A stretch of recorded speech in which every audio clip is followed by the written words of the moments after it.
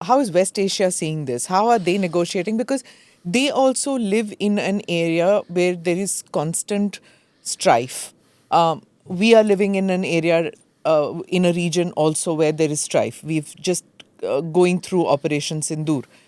How is for example Oman dealing with it? How is UAE dealing? How is Saudi Arabia? Because you've done postings there, you know that region very well. You've lived there. So could you tell me how they are doing? Can India learn something from them? When I said the world is in churn, I would suggest that almost every part of the world is in some churn or the other. For example, Africa is going through extraordinary strife in Libya and in Sudan. Latin America is very of them, some of their state order is fragile, Sure. and the Americans are not helping with the daily bombings and killings of ordinary people called drug smugglers, but actually And very we don't know what's going to ordinary. happen in Venezuela Yeah. next week. Yes, so many parts of the world are insecure. So not only is there uncertainty about world order at the apex level, even at regional level, you find a sense of disorder, a sense of insecurity, sharpening competitions, etc. So there are competitions, there are confrontations, and conflicts. These are the three C's as you go up the chain. West Asia is extremely fragile. The outlook is extremely uncertain. They have gone through a searing experience in terms of the mass murder carried out by Israel in Gaza. 70,000 people killed right in front of our eyes, overwhelmingly women and children, serving no strategic purpose that we can see.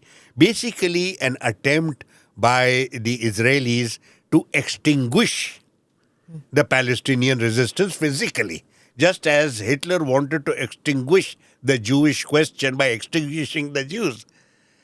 Exactly in the same way, mass murder is carried out, genocide is carried out. And my simple point would be this: genocide doesn't help, because in the case of the Jews themselves, there were 6 million of them were killed in 6 years, and yet within 3 years of the end of the Second World War, they had their state in 1948. So what did it serve?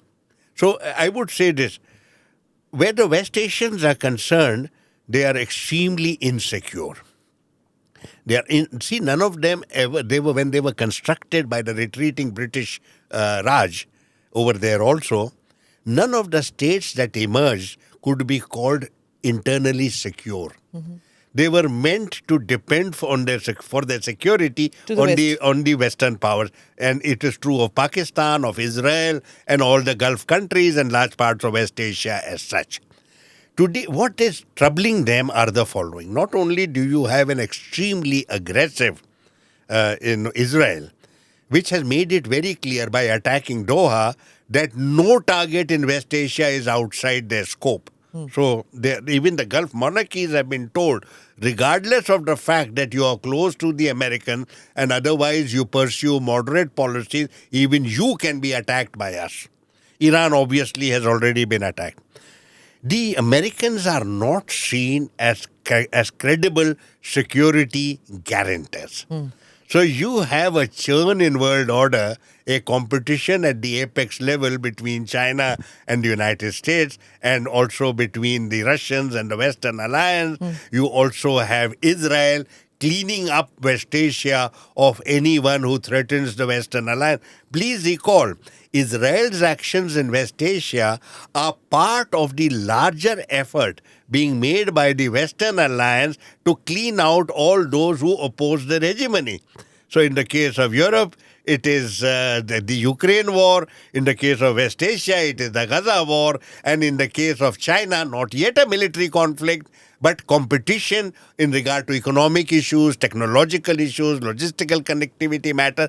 This is still the West asserting that they will not allow their hegemony to be compromised. These are the three aspects. Now, the countries in West Asia don't know which way to go, particularly because in Donald Trump, you have an unreliable and unpredictable leader. So what they are doing is the short-term arrangement, reaching out to Donald Trump, basically pandering to his ego, making him feel good, giving him the luxury, the pomp, the luxury, and Airplanes. basically making An airplane. and gifts. Yeah. He's a very, very corrupt individual. We know that. And therefore, they are pandering to that.